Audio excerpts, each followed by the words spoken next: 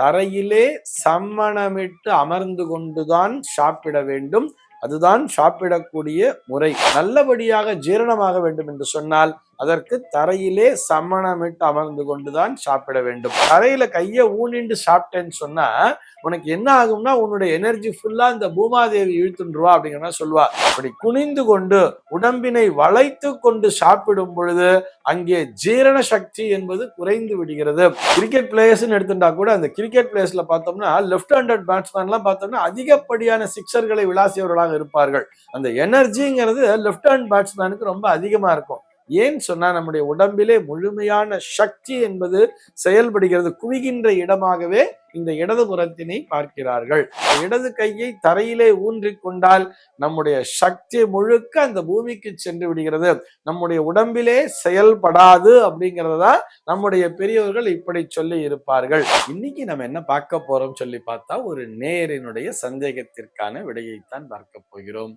இந்த நேயர் என்ன கேட்டிருக்காரு அப்படின்னு சொல்லி பார்த்தோம்னா, சாப்பிடும் பொழுது தரையில் கையை ஊன்றி கொண்டு சாப்பிடக்கூடாது என்று சொல்கிறார்களே, இதற்கான காரணம் என்ன அப்படிங்கிறது தான் அந்த நேயருடைய சந்தேகமாக அமைந்திருக்கிறது. பொதுவா நம்ம வீட்டுல தரையில உட்காந்து சாப்பிடுறதுங்கிறதே இன்னைக்கு காணாம போயிடுச்சு. இந்த பழக்க வழக்கம் இன்னைக்கு எல்லாரும் டைனிங் டேபிள்ல உட்காந்து சாப்பிடுறா. அந்த மாதிரி சாப்பிடக்கூடாது. ஏதோ அவசரம் ஆத்திரம் நம்ம ரொம்ப அவசரமா போறோம், இல்லை ஆஃபீஸ்ல உட்காந்து சாப்பிட்றோம், இல்லை ஸ்கூல்ல சாப்பிட்றோம் போது கூட அந்த பெஞ்சில் உட்காந்து டேபிள்ல உட்காந்து எல்லாம் சாப்பிட்றா, சேர்ல உட்காந்து சாப்பிட்றா. ஆனா பெரும்பாலும் நம்ம பள்ளி சென்ற காலத்திலே சாப்பாடு எடுத்துன்னு போனா கூட நம்ம சாப்பாட்டை எப்படி சாப்பிடுவோம்? மரத்தடியில உட்காந்து தானே சாப்பிட்டு இருந்தோம். இப்படித்தான் தரையிலே சம்மணமிட்டு அமர்ந்து கொண்டுதான் சாப்பிட வேண்டும். அதுதான் சாப்பிடக்கூடிய முறை. அந்த மாதிரி தரையிலே அமர்ந்து கொண்டு சம்மணமிட்டு சாப்பிடுபவர்களுக்குத்தான் ஜீரணம் என்பதும் ஆகி கொண்டிருக்கும். நல்லபடியாக ஜீரணமாக வேண்டும் என்று சொன்னால் அதற்கு தரையிலே சம்மணமிட்டு அமர்ந்து கொண்டுதான் சாப்பிட வேண்டும். இந்த நேயர் என்ன கேட்டிருக்காருன்னு சொன்னா, தரையிலே கைகளை ஊன்றி கொண்டு சாப்பிடக்கூடாதா அப்படிங்கிறத இந்த நேயருடைய சந்தேகமாக இருக்கிறது. அது நம்ம பெரியவங்க கூட சொல்லுவா தெரியுமா, நீ தரையில கையை ஊனிண்டு சாப்பிட்டேன்னு சொன்னா உனக்கு என்ன ஆகும்னா உன்னுடைய எனர்ஜி ஃபுல்லா இந்த பூமாதேவி இழுத்துருவா அப்படிங்கிற மாதிரி சொல்லுவா. உனக்கு சக்திங்கிறதே உடம்புல வராது, உன்னுடைய எனர்ஜி ஃபுல்லா இந்த பூமாதேவிங்கிறவ இழுத்துருவா அப்படிங்கிற மாதிரி சொல்லி இருப்பா தெரியுமா. இது ஏன் சொல்லி இருக்கா அப்படின்னு சொன்னா, இடது கையை இப்படி தரையிலே ஊன்றி கொண்டு சாப்பிடும் பொழுது என்ன ஆகும்னா நம்முடைய முதுகெலும்பானது வளைந்து விடும். இப்படி குனிந்து கொள்வார்கள். இப்படி குனிந்து கொண்டு உடம்பினை வளைத்து கொண்டு சாப்பிடும் பொழுது அங்கே ஜீரண சக்தி என்பது குறைந்து விடுகிறது. முழுமையாக செரிமானம் என்பது ஆகாது. இதை உணர்ந்துதான் நம்முடைய பெரியவர்கள் சொல்லி இருக்கிறார்கள். அறிவியல் ரீதியான காரணம் சொல்லி பார்த்தோம்னா இப்படி நிமிர்ந்து கொண்டுதான் சாப்பிடணும். அது கூட ரொம்ப குனிஞ்சு சாப்பிடக்கூடாது சொல்லுவா தெரியுமா. அப்படி குனிஞ்சு எடுக்கணும், எடுத்து சாப்பிடும் பொழுது இப்படி நிமிர்ந்து சாப்பிட வேண்டும். குனிந்து எடுக்க வேண்டும், நிமிர்ந்து சாப்பிட வேண்டும். இந்த மாதிரி ஒரு ஆக்ஷன்ங்கிறது இருந்துட்டே இருக்கணும். அப்படித்தான் சாப்பிட வேண்டுமே தவிர எனக்கு குனிஞ்சா வலிக்குதுங்கிறதுக்காக, குனிஞ்சு நிமிரும் போது வலிக்குதுங்கிறதுக்காக முழுமையாக இந்த கையை இடது கையை இப்படி தரையிலே ஊன்றி கொண்டு சாப்பிடுகிறோம் சொன்னா அதன் மூலமாக என்ன ஆகும் சொன்னா நம்முடைய ஜீரண சக்தி என்பது குறைந்து விடும். அதன் மூலமாக நம்முடைய உடம்பிற்கு செல்ல வேண்டிய எனர்ஜிங்கிறது முழுசா கிடைக்காது. இது ஒரு வகை. இது அறிவியல் ரீதியான காரணம். அப்படியே ஆன்மீக ரீதியா யோசிச்சு பாருங்களேன். ஆன்மீக ரீதியாக யோசிக்கும் பொழுது பார்வதி வாமபாகம் அப்படின்னு சொல்லுவா. அதாவது சிவசக்தின்னு வரும் பொழுது சிவபெருமான் தன்னுடைய சக்தியை எங்கே வைத்திருப்பார்னு பார்த்தா உடம்பிலே இடதுபுறத்திலே வைத்திருப்பார். அதை நமக்கு புரிய வைக்கிறதுக்காக தான் அந்த அர்த்தநாரீஸ்வரர் ரூபமே இருப்பார். அம்பாளை எங்க வச்சிருப்பார்னு பார்த்தா லெஃப்ட் சைட்ல தான் முழுக்க முழுக்க. பார்வதி வாமபாகம்னு சொன்னா இடப்புறத்திலே அம்பாளை வைத்திருக்கிறார்னு சொன்னா அம்பாள் தானே சக்தி. நம்ம உடம்பிற்கு முழுமையான சக்தியை தரக்கூடியது இந்த இடதுபுறம் தான். இந்த இடதுபுறத்து பாகம்தான் நமக்கு உடம்பிலே முழுமையான சக்தியை தருகிறது.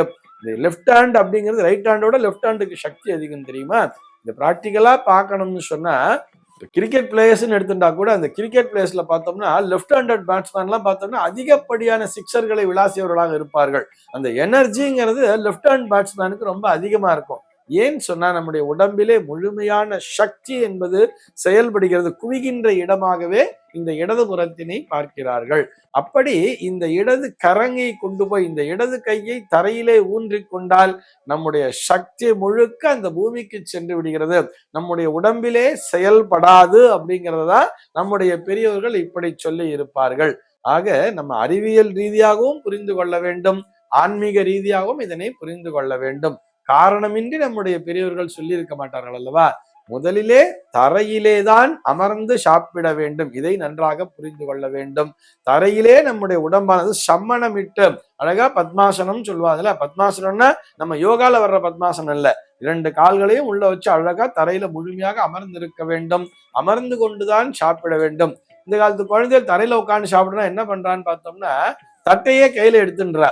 சாப்பிட்ற தட்டை கையில எடுத்து வச்சுட்டு இடது கையில தட்டை வச்சுட்டு வலது கையால இப்படி இப்படி எடுத்து சாப்பிட்றா. அதுபோலும் உணவருந்த கூடாது.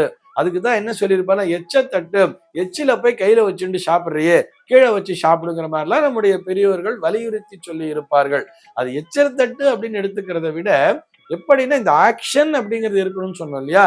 குனியணும், தட்டுல எடுக்கணும், மறுபடியும் நிமிரணும், சாப்பிடணும். சாப்பிடும் பொழுது நம்மையும் அறியாமல் உடம்பு நிமிர வேண்டும். இப்படி குனிந்து நிமிர்ந்துதான் உணவினை அருந்த வேண்டும். அப்படி அருந்தும் பொழுதுதான் நம்முடைய உடம்பிலே இந்த செரிமான பகுதிகள் எல்லா இடத்திற்கும் அந்த உணவானது அழகாக செரித்து எல்லா இடத்திற்கும் அந்த சக்தியானது சென்று சேருகிறது. அதனை விடுத்து ஒரேடியா குனிஞ்சுண்டே அப்படியே கையை தரையில ஊனிட்டு சாப்பிடுறதும் தப்பு, முழுமையாக நிமிர்ந்து அப்படியே தட்டை கையில வச்சுட்டு இப்படி இப்படி சாப்பிட்றதும் தவறுதான். இதை உணர்ந்துதான் நம்முடைய பெரியவர்கள் சாப்பிடுகின்ற முறையை அழகாக வகுத்து தந்திருக்கிறார்கள். இது போன்ற சந்தேகங்கள் உங்கள் மனதிலே தோன்றலாம். உங்கள் மனதிலே தோன்றக்கூடிய சந்தேகங்களை கீழே உள்ள வாட்ஸ்அப் எண்ணிற்கு அனுப்புங்கள். நம்முடைய அர்த்தமுள்ள ஆன்மீகம் பகுதியில் அவை பற்றி விரிவாக விவாதிக்கலாம். சர்வே ஜனாஹ சுகினோ பவந்து.